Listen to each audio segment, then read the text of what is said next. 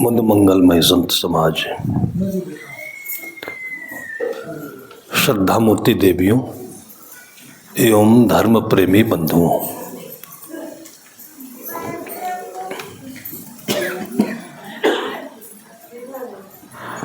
आज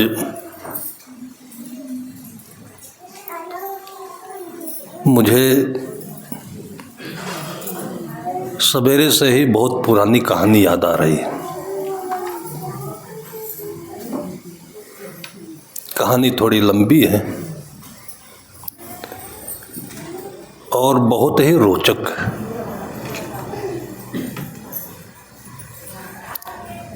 सिद्धांत की बातें याद नहीं रहती हैं, लेकिन किसी के साथ में कुछ अनिष्ट होता है, बुरा होता है, या कोई बहुत अच्छा प्रशंसनीय कार्य करता है, तो वो बात दिल में बैठती है।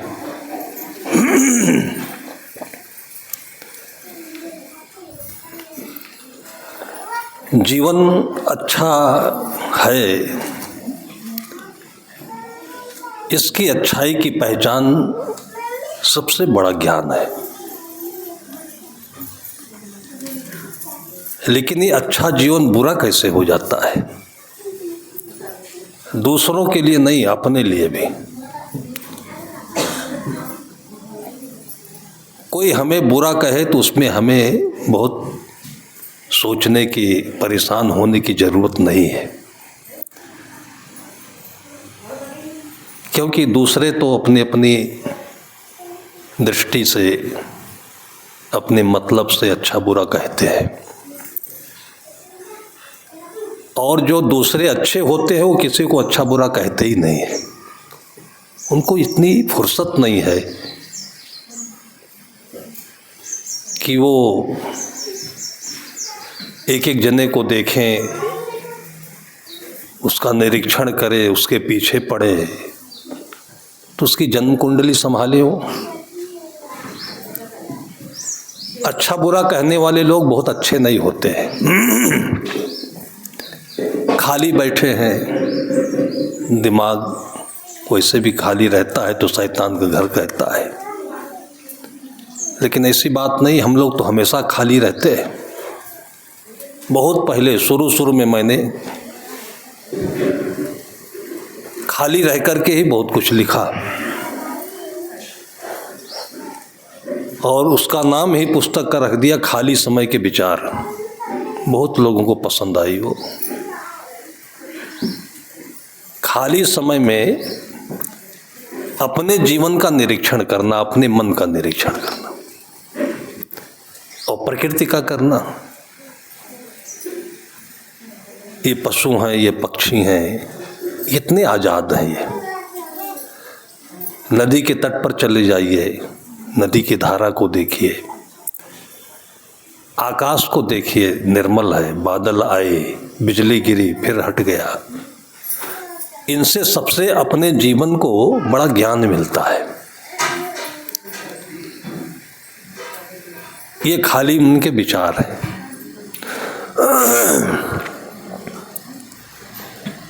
लेकिन ये तब होता है जब अपनी जिंदगी को सामने रखकर इसका प्रेक्षण करें, जिसको ध्यान कहते हैं। और इसकी जो बहकती हुई धारा है, मन कभी इधर चलता है, कभी उधर चलता है, कभी किसी से लगता है, और तुरंत तो दिखाई नहीं पड़ता है। जब कुछ हो जाता है तब दिखाई पड़ता है। कहीं मीठा लगता है, कहीं कड़वा लगता है। तो अगर देखना है, समझना है, ध्यान करना है, इसमें करना चाहिए। हमें पता हो कि हम कहाँ हैं, क्या कर रहे हैं, इसको ध्यान कहते हैं, इसको ज्ञान भी कहते हैं। लेकिन ऐसी स्थिति में आना, बचपन से बहुत अच्छा योग मिला हो तो ठीक है, नहीं तो युवावस्था में जो 400-220 वोल्टेज आना चाहिए वो 300-400 के पार करंट चालू रहता है, शरीर है ऊर्जावान रहता है। और मन के विचार जो बहकते हैं खान पान पर भी बहुत निर्भर करते हैं। खान पान में एक उदाहरण यही इतना समझ लीजिए कि केवल एक ढक्कन दारू किसी को पिला दो, देखो क्या बोलता है वो। अपने पत्नी को माई मौसी बोलने लगता है, मौसी को आई लव यू बोलने लगता है। थोड़ा सा एक ढक्कन पीने मात्र से इतना बदल जाता है। आखिर उसको कोई अंदर से पेन ड्राइव तो लगाया नहीं कि ऐसा बोल दे वो। वही आजकल मेमोरी होती है, पेन ड्राइव होता है, मोबाइल में लगा दो बोलने लगता है। केवल एक ढक्कन पीने से, और वो ढक्कन जो है वो पानी तो है। इसलिए कहते हैं कि जैसे खाए अन्न वैसा बने मन, जैसे पिए पानी वैसे बोले वाणी।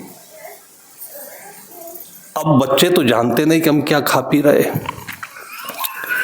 पेट साफ नहीं रहता है, कॉन्स्टिपेशन रहता है, पेट में सब अनाज भरा भरा सड़ा करता है। उसकी गैस, उसकी एसिडिटी, या उसको हिंदी में कहें तो गर्मी दिमाग में है। तो जो शराब बाहर से पी जाती है, अगर सही पेट ना हो तो वो शराब पेट में भी बनती है, जिसको एसिडिटी कहते हैं। तेजाब का ज़्यादा बनना, फिर गले तक पहुंच जाए तो खट्टा लगना, खट्टी डकार आना, और पित्त जिसको कहते हैं। ये सब बढ़ने से भी दिमाग बिगड़ता है। ये तो एक प्रकार से साइंस है, लेकिन ये अगर कोई अपने में समझे तो पता चलता है। तो बच्चों को ऐसा कुछ अभी हम नहीं कर सकते। इसलिए कहा गया कि जैसे जगह माई बाप वैसे उके लड़का, जैसे जगह घर द्वार वैसे उके खरिका। माता पिता को सेंस है, वह बहुत कुछ भोगे हैं, समझे हैं, खट्टा मीठा अनुभव है। और जब शादी होती है तो शादी होने से पहले कुछ समझ लिया जाता है, कुछ शादी के समय समझ लिया जाता है।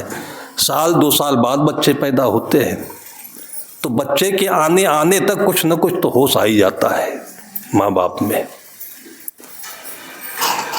और इसके लिए हमारे पौराणिक ग्रंथों में इतनी सुंदर बातें कही गई कि एक अच्छा संस्कारी पुत्र पाने के लिए, और हमने बचपन में देखा है कि शिवरात्रि के समय बेटियां या लड़के एक संकल्प लेते थे और भगवान शिव के मंदिर में जाते थे कि हमें एक अच्छी बहू मिले, या अच्छा वर मिले, या अच्छा पुत्र मिले।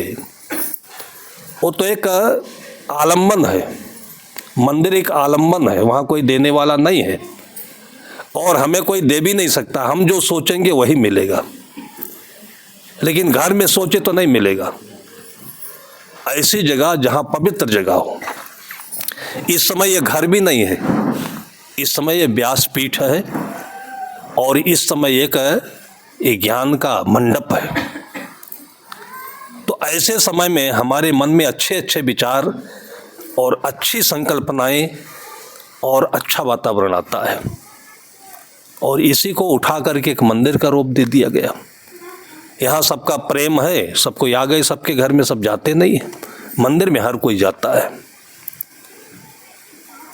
तो मैंने बचपन में देखा कि ऐसी प्रथा थी कि लोग मन में संकल्प लेते थे कि मुझे अच्छा परिवार चाहिए, तो उसी के माध्यम से फिर उनको अच्छा खाना, उपवास करना, रस पीना, फल खाना, दूध लेना,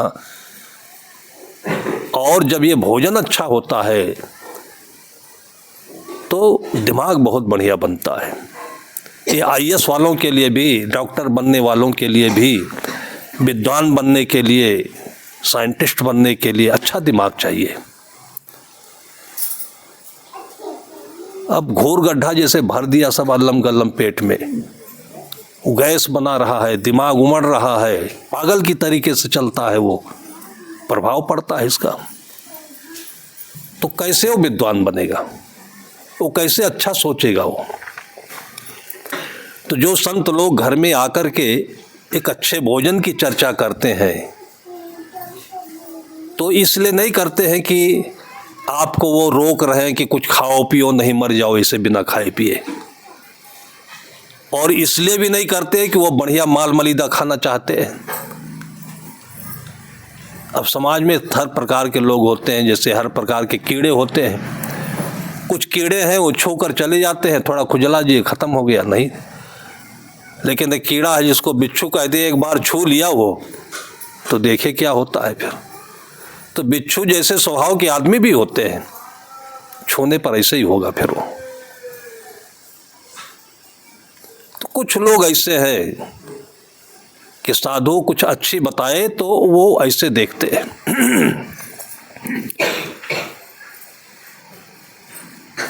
अब उनका प्रारब्ध खराब है कि वो पहले जन्म से चश्मा लेकर के आए हैं। कि हमें याद है कि बचपन में एक हमारे साथ साथी रहे, पढ़ते थे, तो नाम उनका उमा शंकर था। तो कुछ अब उनके प्रारब्ध के अनुसार रहा होगा, किताब जब सीधा रखिए तो उनको नहीं दिखाई पड़ता था, किताब जब उल्टा रखिए तब वो पढ़ लेते थे, पता नहीं कैसे।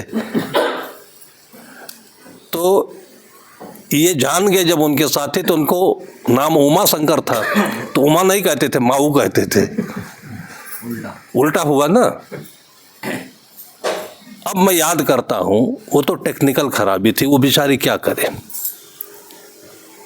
लेकिन जन्म अगर खराब हो तो हमें अच्छे लोग बुरे लगते हैं, बुरे लोग अच्छे लगते हैं, उल्टा दिखता है हमें।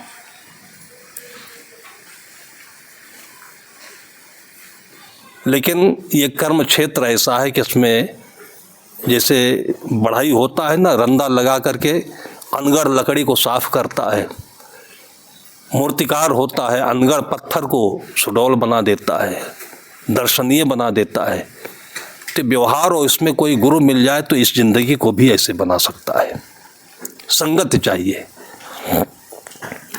और इसके लिए साधु संत बहुत कठोर यत्न भी करते हैं।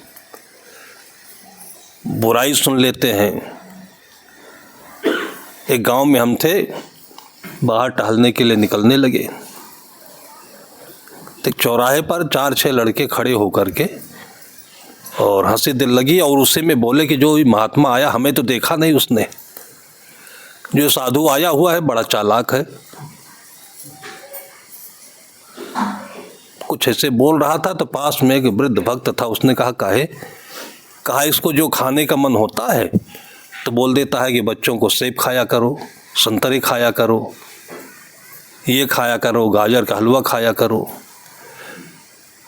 और जब बोल देता है तो सब लोग लाकर चढ़ाते हैं तो खूब खाता है ये। ये अर्थ निकाल रहा था उसका। उसने कहा कि तेरे बेटे कभी संतरा का मुंह देखे? जब साधु आते तभी तू लाता है घर में, और जितना लाता है वो सब बांट देते हैं, खाते कब है? तब बोला नहीं फिर वो। कुछ लोग इसलिए अच्छा नहीं खाते हैं कि पैसा नहीं लगता इसमें अच्छा खाने में। हम कहें कि पान रोटी बनाइए, छत्तीसगढ़ जैसे जहाँ पान रोटी का जन्म हुआ वहाँ भी आज हमें लोगों से रिक्वेस्ट करना पड़ता है, और करते हैं तो कहते हैं कि साहब हमारी इज्जत ले होगा। जो अगर अमेजन से आने लगे पान रोटी और पैक करके आ जाने लगे तो देखिए कितना हाई रेट में चलता है ये। लेकिन वहाँ कोई बुद्धिमान बैठा नहीं है, वहाँ सब सड़े दिमाग के लोग बैठे हैं, तो मैदा की रोटी बनाकर और पिज़्ज़ा बनाकर दे रहे हैं आप लोगों को। अभी संसद से पास हुआ, मोदी जी ने कहा कि मिलेट खाओ सब कोई, इंग्लिश वर्ड है, मोटे आटे का अनाज खाओ, कभी भी शुगर नहीं होगा, बीपी नहीं होगा। उसकी वैज्ञानिक प्रक्रिया है। आपके शरीर में जैसे आप हमेशा गद्दे पर चलोगे तो शरीर दुखेगा फिर, और नंगे पैर आप कंकड़ पर चलो तो तो आपके पैरों में एक्यूपंक्चर होगा, एक्यूप्रेशर होगा। एक्यूप्रेशर के ऐसे ऐसे डॉक्टर हैं।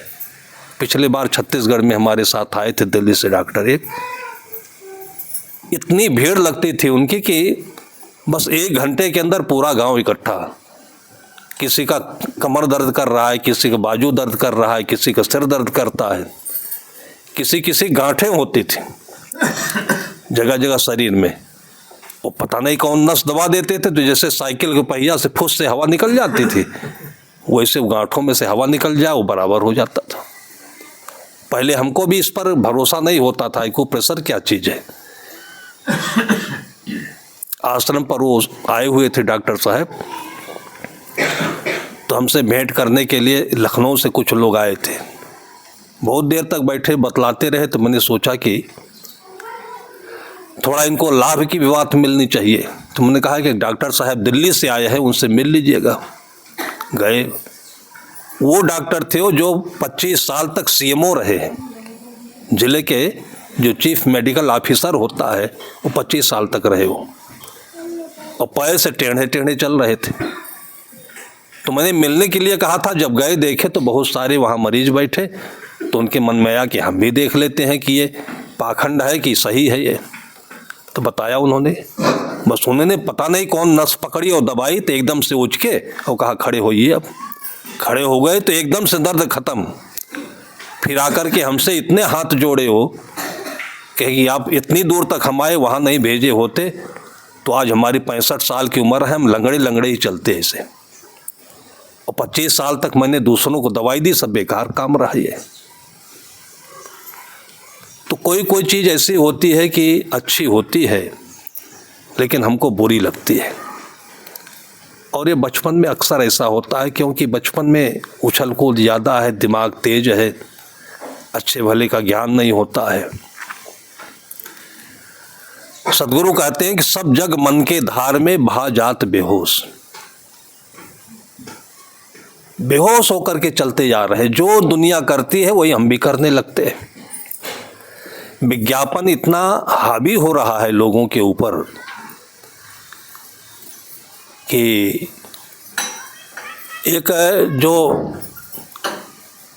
हीरो है वो कोई डब्बा लेकर कंपनी का खड़ा हो जाए तो फिर उसकी इतनी बिक्री बढ़ जाएगी, इतनी बढ़ जाएगी, तो जो बिक्री खरीदने वाले लोग हैं सामान को, उनका दिमाग बिक गया क्या? उनको जो ये कुदरत ने, भगवान ने ये बुद्धि दी है सोचने समझने के लिए दी ना, वो एक कंपनी का च्यवनप्राश लेकर खड़ा हो गया और कल से उसी को खरीदने लगे लोग। तो अपनी आँखों का, नाक का, जिह्वा का, दिमाग का प्रयोग कब करोगे?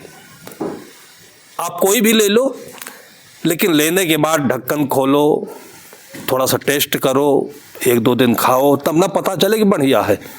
केवल शाहरुख खान के कहने से कैसे बढ़िया हो जाएगा? वो तो पैसा ले रहा है करोड़ों रुपए। हम इतने बुड़बक बन गए हैं, बेवकूफ़ हैं। वो इंसान और बुद्धि और पढ़ा लिखा सब कुछ वाले। आज तक हम बहुत विचार करते हैं, जब टीवी पर बैठिए समाचार देखेंगे तो 2 मिनट में ये आता है, कोई पगड़ी और मूछ वाला आ जाता है, वो मसाले लेकर खाओ, कोई डिब्बे लेकर के आ जाता है। अरे खोल करके देखो, डिब्बे में च्यवनप्राश है कि कुत्ते की टट्टी भरी हुई है, कुछ दिमाग भी तो लगाओ उसमें अपना, खा रहे लेकर के। अब देख लीजिए आजकल पैंटे चला है एक ठो, ऊपर से नीचे तक कितनी जगह फटा रहता है। भाई कपड़ा हो, रंगीन हो, छींटदार हो और सब कुछ हो तो चलता है। भाई दिमाग है, रंगीन पहन रहा है, लेकिन फटे का क्या दिमाग है आज तक हम नहीं समझ पाए किसी से। बाल रखवा रहे,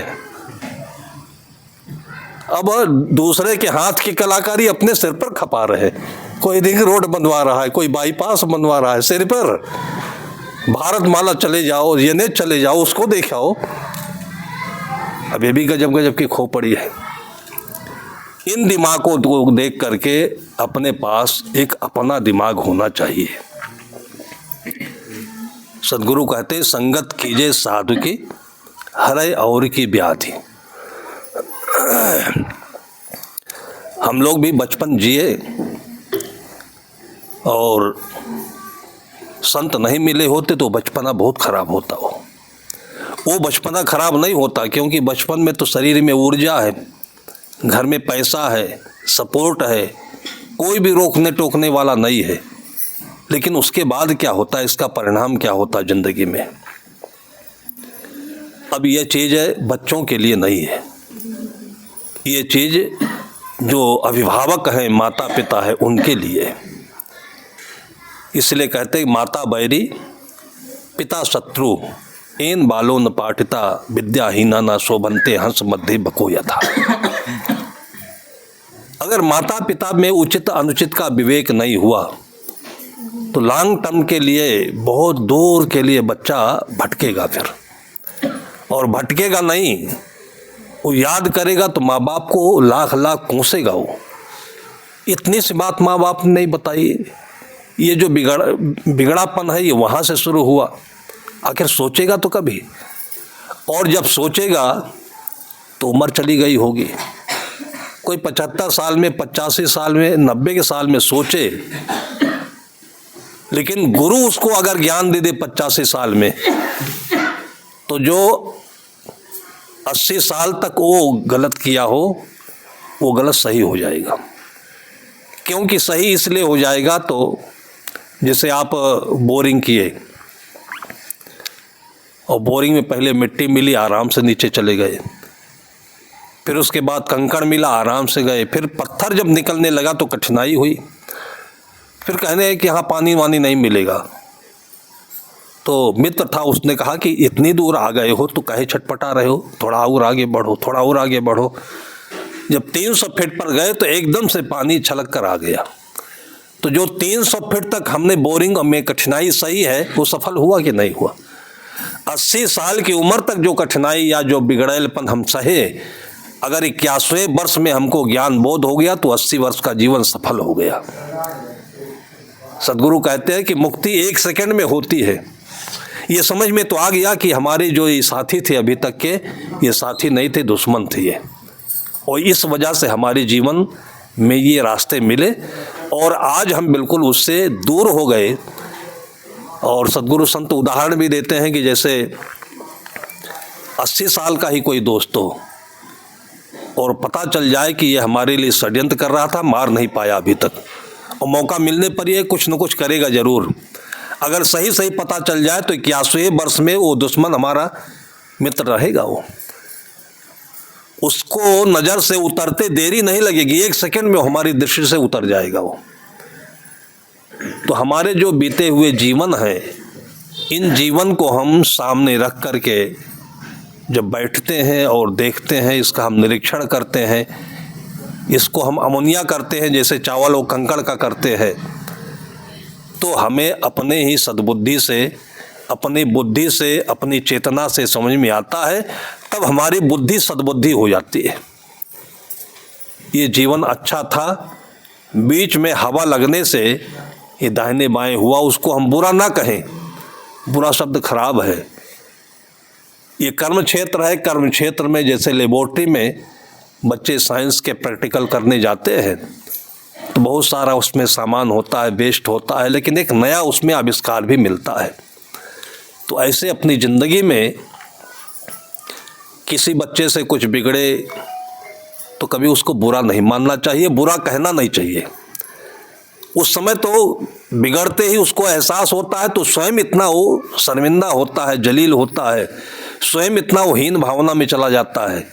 उसको बचाना चाहिए उस समय, गलती नहीं हुई, और ऐसा सबसे होता है। और जब उसको खड़ा कर पाए और जब मजबूत देखे तब उसको समझाना चाहिए कि देखो बेटा, ये तुम चूक गए, और पहले मैं थोड़ा थोड़ा बोलता था तो तुम्हें थोड़ा सा अच्छा नहीं लगता था, और उसके बाद वो समझेगा वो कि फिर जीवन में उस जगह पर गिरेगा नहीं कभी। इसको कहते हैं गुर कुम्हार शिष कुंभ है, गड़ी गड़ी काढ़े खोट। लेकिन अंतर से हाथ रखा रहता है, ऊपर से वो हथौड़ी की चोट देता है तो अंतर से हाथ रखता है। ऐसे ही माता पिता को, अभिभावक को, सज्जन को होना चाहिए, और इससे इतना आनंद मिलता है, इतना सुख मिलता है कि जैसे हम दर्पण को जितना साफ करते हैं उतना ही उस दर्पण में हमारा चेहरा सुंदर दिखता है। दर्पण गंदा होगा, चेहरा गंदा होगा। तो अगर किसी की भलाई हमने की तो उसके जिंदगी में जो हुआ वो तो उसका होगा, लेकिन उसमें अपनी हम खूबसूरती देखेंगे तो आनंद आएगा। ये इसका पुरस्कार होता है। इन्हीं सब बातों को लेकर मुझे बहुत पुरानी एक कहानी याद आई। देहात की कहानी है। सुनने वाले पढ़े लिखे लोग बैठते थे तो उनको रास आई कि नहीं आई, इसलिए नहीं बोलता था। आज आप लोगों को सुना देता हूँ। एक सेठ जी थे, बहुत धर्मात्मा सेठ थे, और 10,000 की बस्ती होती थी जहाँ वो रहते थे। कपड़े की उनकी दुकान थी और एकदम सच्चाई से, ईमानदारी से वो व्यापार करते थे। बस दाल में जितना लोग कहते हैं नमक खाया जाता है, बस उतना ही वो अपना पारिश्रमिक लेते रहे और साल भर में एक बार अच्छा सा भंडारा करते रहे। एक घर के अंदर ही उन्होंने एक बड़ा सा हाल बनवा दिया था। उसी हाल में बढ़िया अच्छा भजन हो, संत लोग आए, भक्त लोग आए, तब पूरे गांव का एक आश्रम बन गया था उनका घर। वो पूरे गांव को आनंद लगता था। साल भर में एक बार संतों की कथा सुनने को मिल जाती, दर्शन होती है, प्रसाद मिलता है। ये हम लोगों को केवल खाना पीना लगता है, लेकिन बहुत बड़ी चीज़ है ये जो भंडारे का प्रसाद होता है। इससे दुनिया में कोई भी मन को शुद्ध करने का दूसरा उपाय है नहीं। इसको यज्ञ कहते हैं, इसलिए इसको भंडारा कहते हैं। खाना नहीं कहते, भंडारा कहते हैं, लंगर कहते हैं, भोज कहते हैं। और इन सब चीज़ों में भारतीय जनमानस डूबा हुआ था। हर मंगलवार को हम अपने बचपन तक देखते रहे। बहुत समय तक ये प्रथा थी कि मंगलवार के दिन हनुमान जी के नाम से गुड़ धनिया बट जाते थे। किसी को भी अच्छा काम करने का मन आया तो सोच लिया कि गुरुवार के दिन गुरु के नाम से कुछ कर देंगे, कथा सुन लेंगे, कुछ बांट देंगे। गुड़ धनिया जानते हैं किसे कहते हैं? छत्तीसगढ़ में नहीं होता होगा, है? गुड़ धनिया कहते हैं गुड़ और गेहूं जो होता है ना, गेहूं को भिगो करके सुखा लेते हैं और उसके बाद में उसको भून लेते हैं, केवल खड़े गेहूं को, और उसे में गुड़ मिला देते हैं और उसे में थोड़ा सा ड्राई फ्रूट मिला देते हैं। इतना टेस्टी होता है वो चबाने में। और जिसको कॉन्स्टिपेशन होता हो, जिसको ताकत न मिल रही हो, जिसको कमजोरी लग रही हो, तो जैसे चना गुड़ खाने से लीवर सही हो जाता है, ऐसे ये गुड़ और गेहूं भुना हुआ खाने से कॉन्स्टिपेशन, कब्ज और 50 रोग चले जाते हैं। नाम रख दिया हनुमान स्वामी का और खाया खिलाया सबको। मन भी शुद्ध हुआ, तन भी शुद्ध हुआ।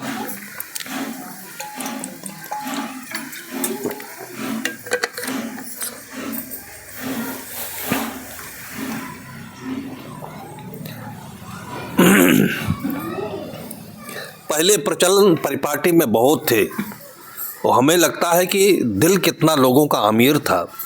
जमाना गरीबी की थी कि लोग छप्पर के नीचे रहते थे, खपरेल मकान होता था और श्रम करके, परिश्रम करके गेहूं लाते थे।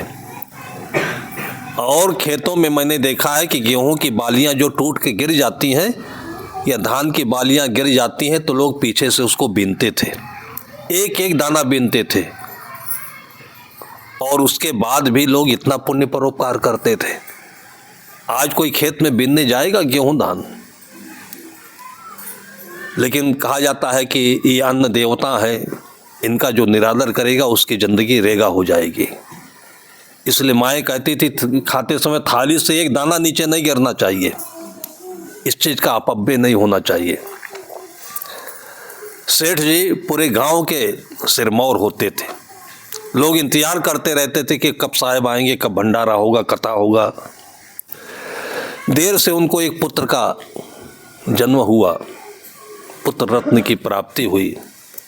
लेकिन कभी कभी जीवन में ये विद्रूपता भी देखने को मिलती है, एकदम उल्टा। कहते हैं कि पुण्य करने से, संतों की संगत करने से अच्छा होता है, सुख मिलता है। कभी कभी इसका बुरा भी, इसका उल्टा भी हो जाता है। उल्टा क्या हुआ कि अब वो जो सेठ जी की धर्मपत्नी थी, वो बच्चे के जन्म के 2 साल बाद दिवंगत हो गई। फिर उसकी मौसी थी, वो आकर के उसको पाली पोसी, घर भी देखना था, वहाँ भी देखना था। फिर जो घर में आया होती थी, नौकरानी होती थी, वो देखती थी। लेकिन जो माँ कर सकती है वो दुनिया में कोई नहीं कर सकता है। अगर माँ के हाथ फिसल गए बच्चे से, उस बच्चे को कोई रोक नहीं पाएगा नीचे जाने से, पतन होने से। इसलिए माँ को बहुत ही महान प्राणी होना चाहिए। इसलिए दुनिया में, सारी दुनिया में माँ से ऊंचा दर्जा कोई नहीं है। जब आज मैं देखता हूँ कि लड़की नौकरी के लिए भटक रही है, तो मन में ये तरस आता है, क्या हो गया दुनिया को। नौकरी मिले तो कोई ज़रूरी नहीं है कि ना करे, लेकिन नौकरी ना मिले तो कोई ज़रूरी शादी ना हो उसकी। लेकिन आज जो मेंटेलिटी लोगों की हो गई है, फिर माँ दुनिया में कौन होगा। अगर जो माँ है, जैसे धरती है, अगर ये डोल जाए तब क्या होगा बताइए। एक बार हल्के में भूकंप आता है तो ये दशा होती है, और ये डोल ही जाए तब क्या होगा। माँ धरती है, उसी पर पूरी जिंदगी टिकी हुई है लोगों की। और उसके लिए आज ऐसी सोच हो गई है कि शादी हो तो लड़की नौकरी वाली होनी चाहिए, नौकरी वाली होनी चाहिए तो घर में नौकरे पैदा होगा, फिर कोई मालिक नहीं आ सकता है। घर में जो आएगा वो धुंधकारी ही होगा, फिर उसको आप भले बेटा कहो, पुत्र कहो, कुछ भी कहो, वो रत्न नहीं हो सकता है। लेकिन अब समय है कि पैसे की आवश्यकता है तो पति पत्नी दोनों सर्विस करें, लेकिन माँ तो होना चाहिए। कैसे होना चाहिए कि जहाँ जाकर के बैठती है, मैंने देखा कि एक कलेक्टर आई हुई थी, और जनता दरबार में कलेक्टर के पास बहुत गर्जी लोग इकट्ठे होते हैं, तो जो मजबूत है वो भीड़ में कूद काद करके आगे पहुंच गए। एक बूढ़ा व्यक्ति था, वो कुछ आंखों से कम देखता था, वो चिट्ठी लिए उसको सब धक्का देते रहेंगे तो किनारे खड़ा रह गया। बहुत देर तक वो देखती रही, महिला देखती रही, और उसके बाद जब कुछ लोगों का निस्तारण हो गया और लगा कि समय पूरा हो जाएगा, वो बूढ़ा हमारे पास आ नहीं पाएगा, तो कुर्सी छोड़कर उठी और सारी पुलिस जो सिक्योरिटी में थे अलर्ट हो गए, वहां तक पहुंची उस वृद्ध के पास और पकड़ करके उसकी बाह ले आई, अपने पास में कुर्सी पर बैठाई। उसने कहा कि दादा, आप इतनी देर से पीछे खड़े हो, कुछ बोलना चाहिए, बताना चाहिए। उसने कहा इतनी आवाज हम क्या बोले। फिर उसका निराकरण करके अपनी गाड़ी में बैठा करके तब अपने घर पहुंचाया उसको। ये माँ है। अगर माँ का हृदय एक बार मिल गया तो कलेक्टर हो तो डॉक्टर हो तो फिर माँ ही रहेगी वो। ऐसा नहीं कि नौकरी करने से आदमी का स्टेटस गिर जाता है। लेकिन एक बार तो घर में कोई माँ हो, कोई पिता हो, कोई बेटा हो, बेटा होकर जो नौकरी करेगा वो कभी किसी को तकलीफ नहीं देगा। वो बहन होकर जो नौकरी करेगी वो किसी को तकलीफ नहीं देगी। वो आज जो नौकरी कर रहे हैं ये बाई प्रोडक्ट है, ये फैक्ट्री से बनाए हुए लोग हैं, तभी घूस ले लेते हैं, तभी लोगों को छलते हैं, गर्दना ऐंठते हैं। उनको दर्द तो आना चाहिए कि ये किसान, ये मजदूर, इनका कमाया हम खा रहे हैं। आज जो घर में चमटी भात आया हुआ है ये आकाश को कहीं गिरता है, और बड़े बड़े अफसर दूध पी रहे हैं, खीर खा रहे हैं, मालपुआ खा रहे हैं। ये सब मजदूर और किसानों की कमाई है, उनका खून पसीना है ये। अगर ये हमारे सिलेबस में, हमारे संस्कार में डाला गया होता तो ये भ्रष्टाचार दूर करने में कोई मेहनत नहीं थी। इसलिए हर माँ को एक पुत्र, बेटी, बहन, भाई, ये जो पद है ये गरिमामय पद है। ये दुनिया के इससे बड़ी ऊंचाई कोई हो ही नहीं सकती। एक अच्छा बेटा हो जाए, कोई एक अच्छी बेटी हो जाए, अच्छी बहू हो जाए। इसलिए इन पदों की गरिमा को हमें एक बार महसूस करना चाहिए। थोड़ी सी चूक हुई सेठ जी को, और कुछ उनकी लाचारी भी थी कि जो माँ थी वो नहीं रह गई। जब 10वीं क्लास में 4 बार फेल हुआ वो लड़का, जो बड़ा हो गया था, पढ़ने जाता था, तब एहसास हुआ कि क्या हो रहा है। तब स्कूल में पता लगाया तो पता लगा कि ये लड़का स्कूल आता ही नहीं है, ये तो परीक्षा दे दिया बस, स्कूल आता ही नहीं है। और जब धीरे धीरे इंक्वायरी होने लगी तो पता लगा कि ये तो थोड़ा थोड़ा पी भी लेता है, ये जुआ भी खेलता है। और अब सेठ जी आ गए थे 75-80 की उम्र में। अब उनको इतनी भीतर से वेदना होने लगी कि मेरा जीवन तो अच्छे अच्छे बीत गया, अब इस बेटे का क्या होगा। हर माता पिता को ये चिंता होती है। तो उनके सत्संगी एक बहुत सज्जन प्राणी थे, लेकिन बहुत अच्छी पोस्ट पर थे। वो राजा के मंत्री थे। वो उनका नाम था अकल वजीर। अकल वजीर का मतलब होता है जो बुद्धिमानों में श्रेष्ठ होता है, उर्दू लफ्ज है, इसलिए अकल वजीर कहते थे उनको। वो उनके गुरु भाई थे और दोनों एक ही गुरु से शिष्य थे। तो अंत में उनको कुछ नहीं दिखा सेठ जी को, तो उनके मन में आया कि मेरा जो गुरु भाई है उसको ये सल्तनत मैं सौंप देता हूँ। सल्तनत कौन? पुत्र को। ये सल्तनत सही रहेगा तो पूरी सल्तनत सही रहेगी, नहीं तो सब बर्बाद जाएगा। उनको बता दिया कि मेरे बेटे की रक्षा करना, मेरी उम्र बहुत ज़्यादा नहीं है। और बेटे से बता दिया कि बेटा तू डांटा नहीं, फटकारा नहीं, दंडित नहीं किया, 4 साल फेल हो गए हो, अब तुम्हारा भविष्य अच्छा नहीं दिख रहा है मुझे। वो सिर झुकाकर सुनता रहा। उसने कहा कि सदगुरु की दया हो कि तुम्हें जीवन में कभी मुसीबत ना आए, लेकिन आएगी पक्की। जो चीज़ तुम आज बना लिए हो वातावरण में, ये पक्का है कि मुसीबत में तुम फंसोगे और तुम्हारे साथी मित्र ही फंसाएंगे। अब उसको तो मैं रोक नहीं सकता, तुम मानोगे भी नहीं मेरी बात, मेरी उम्र ऐसी हो गई है। लेकिन एक बात मैं तुमको डाल देता हूँ मंत्र रूप में कि जब कभी मुसीबत आए तो किसी के पास मत जाना। तुम हमारे गुरु भाई है अकल वजीर, तुम उनसे अपनी बात जरूर बताना।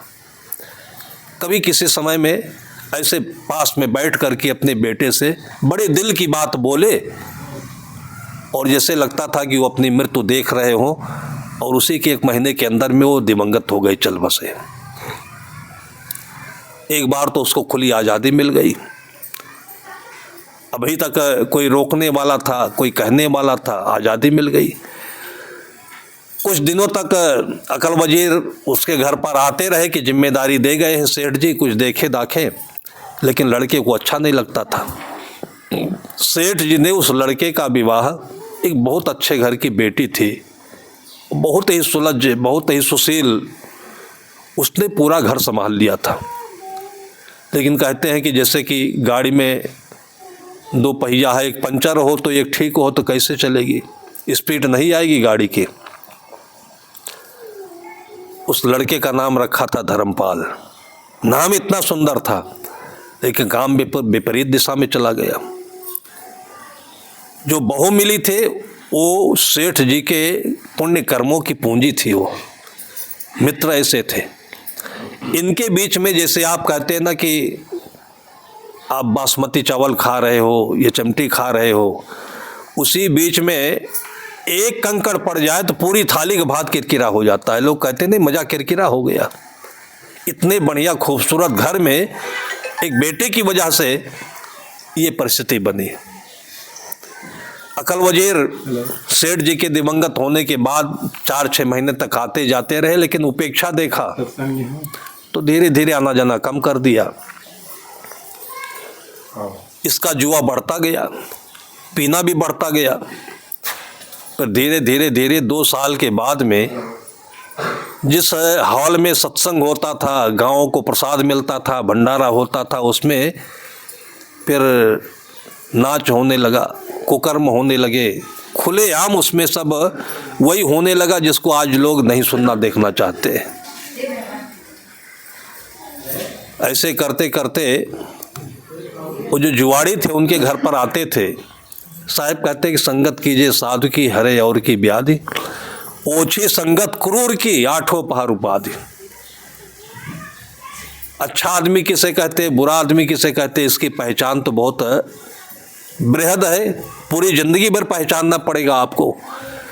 लेकिन जो बुरा आदमी होता है क्रूर होता है, वो धर्म पद से च्युत होता है, मन से चंचल होता है, विश्वसनीय नहीं होता है। आज यहाँ कल वहाँ, परसों वहाँ, आज ये बात कल वो बात।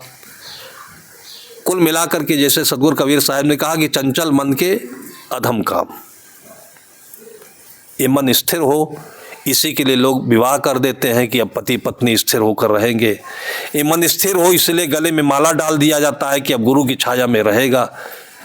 चंचलता बनी रहने से ना व्यवसाय बनेगा, आगे बढ़ेगा, ना पढ़ाई लिखाई चल पाएगी, ना गृहस्थी चल पाएगी। इसीलिए एक मंदिर नियुक्त किया जाता है कि चलो मंदिर की जिम्मेदारी संभालेगा, पूजा अर्चना करेगा, इस मन के बहुरूपियापन को एक करने के लिए। इसलिए इन सब में से जो भी अवसर मिले किसी को तो करना चाहिए। जो उसके साथी लोग थे उनकी नीयत खराब हो गई कि उसकी जो पत्नी थी खूबसूरत थी, कभी कभी वो दाल मोट चाय लेकर के वहाँ पर आ जाती थी महफिल में। उन लोगों ने देखा, नीयत खराब हो गई। ऐसी खराब नीयत से उन लोगों ने जब अगला जुआ का दांव खेला तो वही हुआ जो महाभारत में द्रौपदी को हार गए थे, वो जो आज तक की कथा बनी हुई है। जब बुद्धि बिगड़ती है तो ऐसे होता है।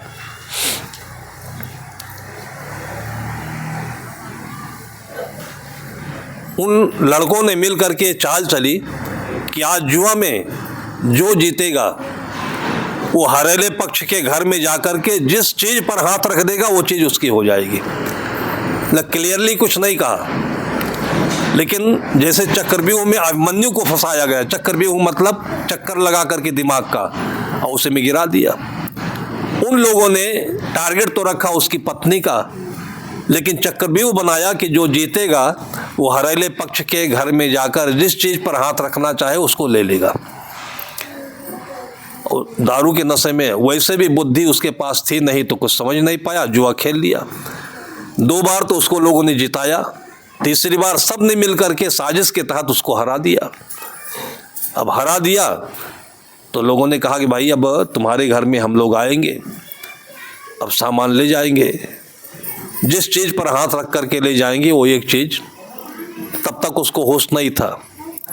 दिन रखा गया रविवार का, अभी 6 दिन के बाद में आता है रविवार।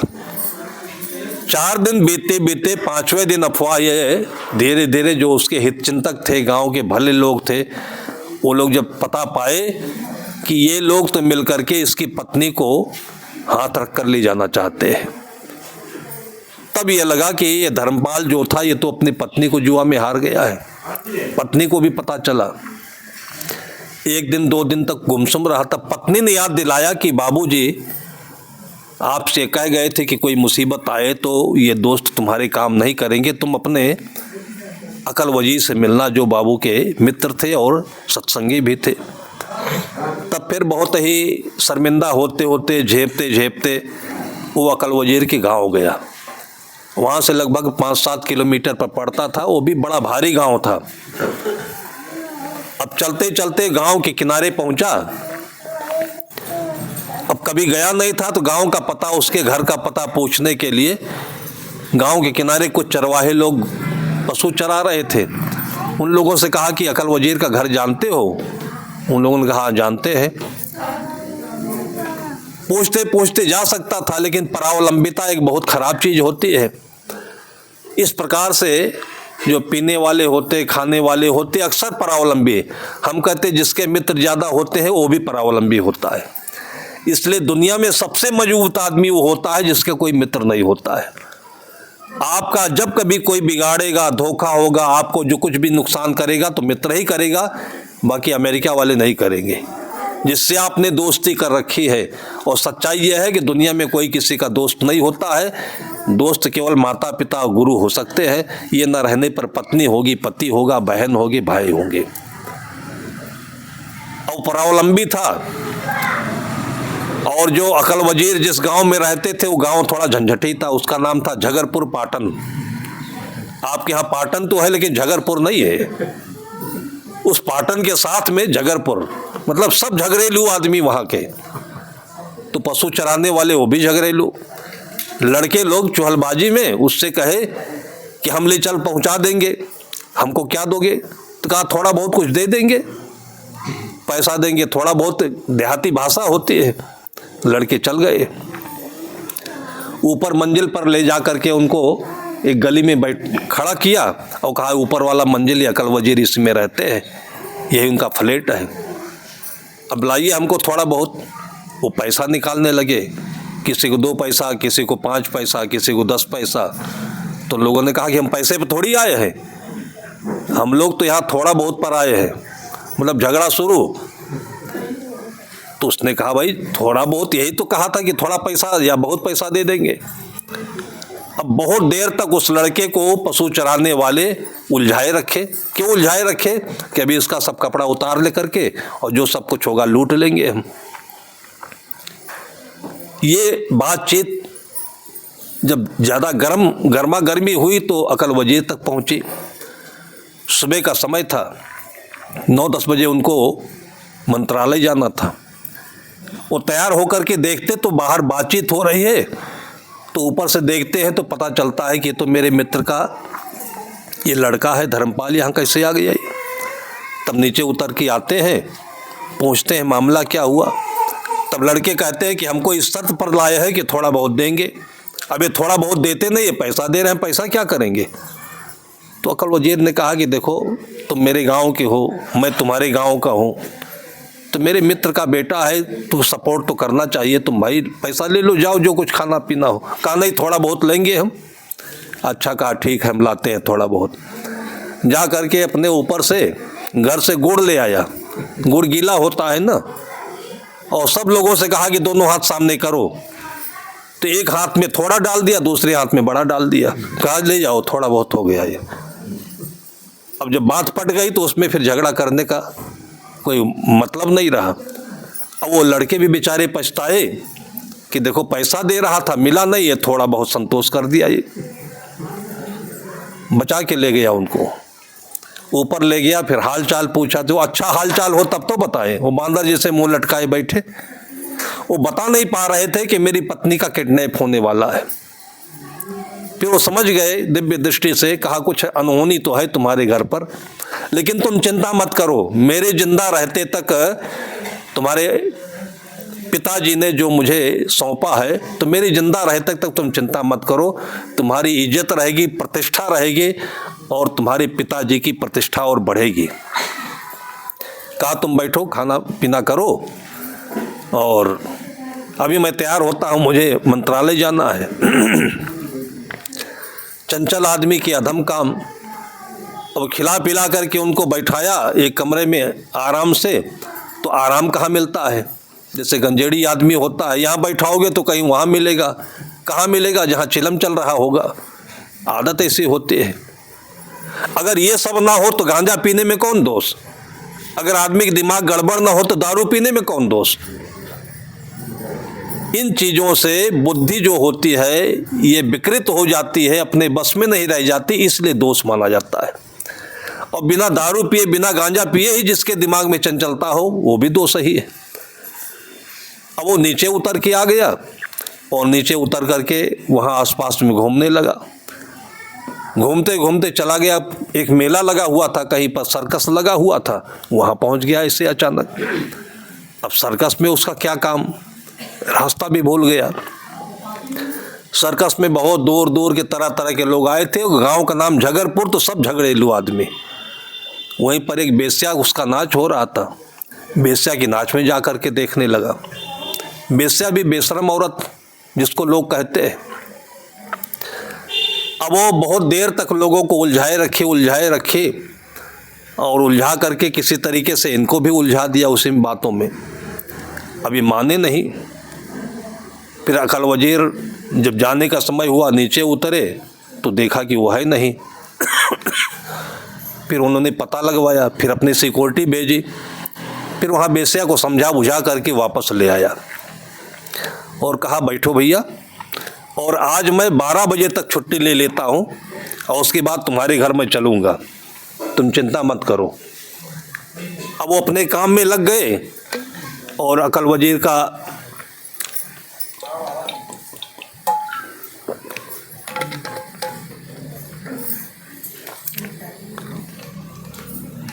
ध्यान काम में लगा। ये फिर नीचे उतर आया लड़का। सामने सुनार की दुकान होती थी। जो सुनार की दुकान वाला वो सोनापति था, वो सोने का जो गहना बनाता है तो एक दीपक जलाता है, उसमें एक फुकनी होती है, वो सोने को गर्म करता है, फिर उसमें डिजाइनिंग करता है। बुढ़ा हो गया था वो भी, 70-75 साल का, दांतें सब गिर गई थी, तो उसका जो अंदर का गाल था वो घुस गया था। आंख भी एक नहीं थी, खराब हो गई थी उसकी। अब उसको देखने लगा, जब वो फूंक मारे तो गाल फूल जाता था, और जब हवा मुंह से निकल जाए तो गाल पचक जाए। ये सब उसके चेहरे की विद्रूपता देख करके हंसने लगा। ये उसने देख लिया, वो चढ़ गया सुनार। वो थोड़ी देर के बाद आराम से इनके पास आया, कहा बेटा सब ठीक ठाक है? कहा ठीक ठाक है। कहा तुमको बड़ी मस्ती आ रही ना ये हमारी आंख देख करके? तुमको मालूम है कि मेरी जो एक आंख है नहीं है, ये मैंने आज के 10 साल पहले तुम्हारे बाप जो थे उनके यहाँ मैंने गिरवी रखे थे, और 500 रुपये गिरवी रखे थे। 500 रुपये ले लो, मेरी आंख ले आओ।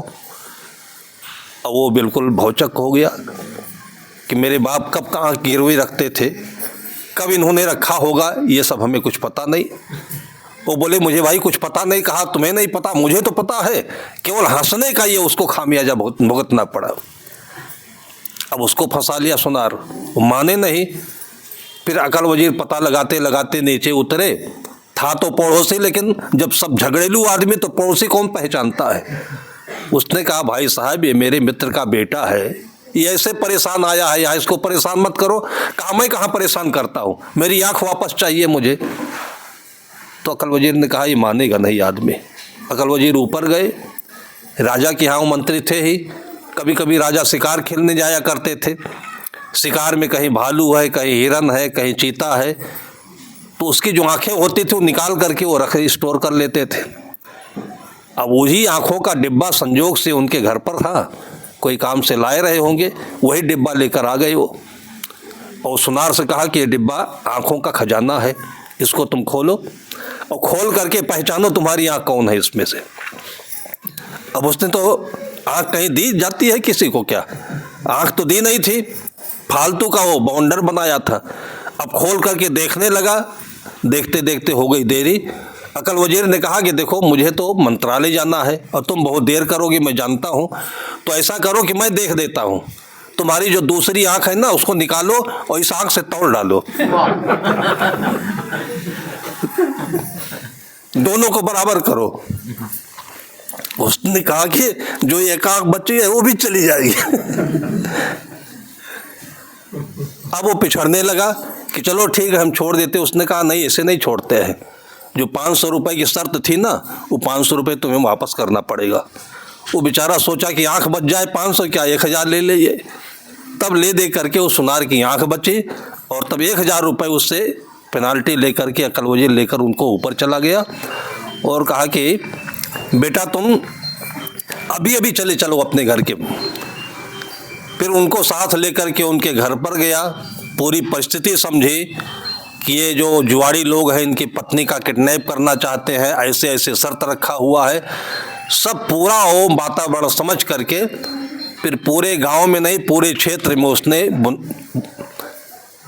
मुनादी करा दी कि रविवार के दिन इस पूरे क्षेत्र के लोग, यहाँ की सिक्योरिटी, थानेदार, सब लोग यहाँ पर इकट्ठे होंगे और जो जुआ जीते हुए है ये इस सेठ के घर के अंदर जा करके पूरा सामान एक हॉल में जहाँ सत्संग होता है सब नुमाइश जैसे प्रदर्शनी जैसे रख दी जाएगी। उसी प्रदर्शनी में यहाँ पर जेवरात है, आभूषण है, कपड़े हैं, ये है वो है, सब कुछ रख दिया जाएगा और जिस पर हाथ रखना होगा रख लेंगे। रविवार के दिन पूरा मजमा लग गया, सब लोग देखने आए। उसमें गांव के बड़े हितैषी लोग थे जिनको बहुत भीतर से पश्चाताप था कि अब हमारे गांव का धर्म लुट जाएगा। सारे लोग सपोर्ट में थे, लेकिन जुआ हार गया तो कुछ कर नहीं सकते थे। अकल वजीर बीच में बैठे हुए, जुआड़ी सब लोग पूरी तैयारी के साथ, मारपीट करने की तैयारी के साथ आए थे, लेकिन सिक्योरिटी भी थी वहाँ पर। तो अकल वजीर ने सबको समझाया कि देखो यहाँ पर बलवा नहीं करना। जैसे मोदी जी ने बोल दिया अभी कुंभ मेला में कि मुसलमान लोग भी आ सकते हैं, कोई रोक नहीं है, लेकिन अगर कहीं बलवा किया, कहीं बदनीयती की तो उनकी डेंटिंग पेंटिंग पे का इंतजाम रखा हुआ है। ऐसे ही वकल वजीर आदमी रहा। उसने कहा कि अगर बदतमीजी की तो देखिए यहाँ पर राइफल भी है और यहाँ पर राइफल पकड़ने वाले ये दरोगा लोग भी हैं। ये सारा सामान है। और उसके बाद पत्नी को भी सजा करके लाया और उसके बाद उसी बड़े हाल से ऊपर जाने के लिए रास्ता था। उस जमाने में ऐसे जीना नहीं बना करता था, लोग लकड़ी की या बांस की सीढ़ी बनाकर रखते थे। बांस की सीढ़ी रख दिया और उस पत्नी को बांस की सीढ़ी से ऊपर चढ़ा दिया और उसके बाद बता करके उन लोगों को फ्री कर दिया कि जिस एक चीज पर हाथ रखना चाहो ले लो। यही तो शर्त है ना। कहा यही शर्त है।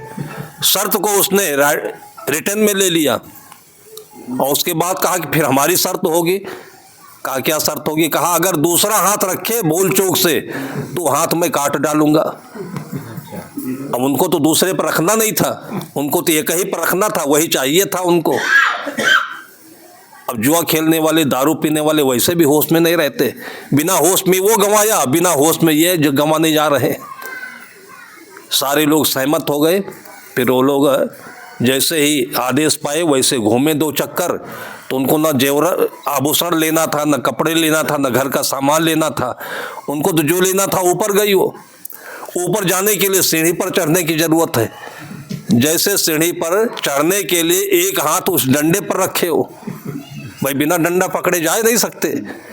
जैसे डंडा पर रखे तो वो लोग कुछ बोले नहीं। जैसे दूसरा हाथ दूसरा डंडा पकड़े वैसे फट से हाथ पकड़ लिया। कहा शर्त पूरी हो गई। तुमने कहा था कि पहला हाथ जिस पर रखेंगे वो मेरा, तीसरी का डंडा निकालो इसको दे दो। दूसरे डंडे पर हाथ क्यों रख दिया तुमने? अब ये तुम्हारा हाथ मेरा। अब इतनी जोर से सन्नाटा छाया वहां पर और जितने उनके हितैषी थे वो सेठ जी की जयकार करते हुए, धर्मपाल की जयकार करते हुए, सदगुरुदेव की जयकार करते हुए इतना जोर से वहां पर धूमधाम मचाया कि वो सारे 4 जो थे वो शिगुफा बन करके खड़े रह गए। अब उनके चारों के हाथ कटने वाले थे। जब बहुत ज़्यादा वो दीनहीन दिखाई पड़ने लगे, बहुत ज़्यादा जलील दिखे, तब अकल वजीर ने कहा देखो शैतानों, तुम लोग इनके मित्र थे और इस मित्रता का लाभ लेते लेते तुम लोग अपने जीवन के अधर्म तक आ गए। लेकिन हम लोग वैसे अधर्म आदमी नहीं हैं। आज तुमको केवल सीख देने के लिए मैं छोड़ देता हूँ कि आइंदा से कभी जुआ नहीं खेलोगे, शराब नहीं पियोगे, एक अच्छे इंसान बनोगे, तब तुम लोगों के हाथ को मैं छोड़ देता हूँ। और नहीं तो हाथ अभी कटता है तुम्हारा और पूरी ज़िंदगी तुम्हारी पहचान बन जाएगी। तो हाथ कौन कटाए आदमी? सारी दुनिया में फजीहत होगी, आदमी मुँह काला करके घूम रहा है। अकल वजीर ने उनको वहाँ पर जीवन दान दिया, जय जयकार होने लगे। उसी दिन से धर्मपाल को भी सद्बुद्धि आ गई। उसी दिन से उन जुआड़ियों को भी सद्बुद्धि आ गई कि इस जैसा अगर कोई धर्मात्मा नहीं मिला होता तो पूरी ज़िंदगी बेकार होती। और उसके बाद से उसी बड़े हॉल में सेठ जी की अनुपस्थिति में भी उसी लड़के के द्वारा फिर वही सत्संग का प्रारंभ हुआ। फिर वहीं पर मेला भंडारा होने लगा और वहीं पर आज तक वो सत्संग चलता ही रहा है। ये सत्संग हर एक गाँव की बात है, ये कहानी हर एक गाँव की बात है। लेकिन बहुत बड़े किसी मनोचिकित्सक ने, समाज के दृष्टा ने ऐसे देख करके ये कहानी बनाई कि इस कहानी को सुन करके लोगों को आनंद भी आएगा और अपने जीवन को सुरक्षित रखने के लिए, अपने जीवन को आगे बढ़ाने के लिए, अपने जीवन को सुंदर करके कल्याण तक पहुंचाने के लिए एक सुंदर युक्ति भी मिलेगी। इसी को सद्गुरु कहते हैं कि संगत कीजिए साधु की, हरे और की व्याधि, ओछी संगत कुरूर की, आठों पहर उपाधि। ये जीवन भर की मुसीबत केवल एक संगत बिगड़ने से होती है। इसलिए हर एक परिवार में एक ऐसे की आवश्यकता है जिसको हम गुरु कहते हैं, संत कहते हैं, सज्जन कहते हैं, माता पिता भक्त कहते हैं। और ऐसे घर में किसी भाग्यशाली का जन्म होता है या जो जन्म लेने के बाद ऐसे को प्राप्त करता है उसका भाग्य उदय होता है। सबके भाग्य में ऐसे ही सुंदर योजना बने, ऐसे ही पुण्य बने। इन्हीं शुभकामनाओं के साथ में आप लोगों को भी बहुत बहुत धन्यवाद देते हुए कि आप लोग इस समाज में इस प्रतिष्ठा को बनाए रखें और आने वाली पीढ़ी के लिए ये वातावरण मिलता रहे, उनके जीवन के कल्याण का पथ प्रशस्त रहे। इन्हीं शब्दों के साथ अभी की चर्चा को यहीं पर विराम देते हैं। बोलिए सद्गुरुदेव।